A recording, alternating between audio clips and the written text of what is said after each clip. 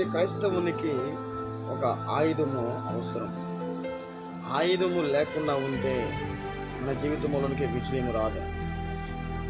మన జీవితంలో ఆయుధము లేకుండా ఉంటే శాంతి కలగదు. నీ జీవితంలో ఆయుధము లేకుండా ఉంటే సమాధానం కలగదు.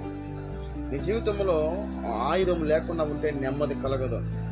నీ జీవితంలో ఆ ఆయుధము లేకుండా ఉంటే దేవుని స్వరాన్ని నేను వినలేవు. కనుక మనము ఒక ఆయుధము కలిగి ఉండాలి.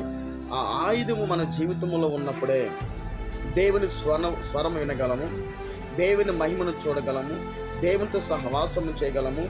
ఆ ఆయుధము మన జీవితంలోనికి శాంతిని, సమాధానము, నెమ్మదిని తీసుకొని వస్తుంది. కనుక ప్రతి వ్యక్తి కూడా ఆ ఆయుధము కలిగి ఉండాలి. ఏంటి ఆ ఆయుధము అని ఆలోచిస్తున్నారా? ఆ ఆయుధము ప్రార్థన. ప్రార్థన అనే ఆయుధము నీవు కలిగి ఉన్నప్పుడు నీ జీవితము ఉన్నతమైనదిగా ఉంటుంది. ఆమేన్.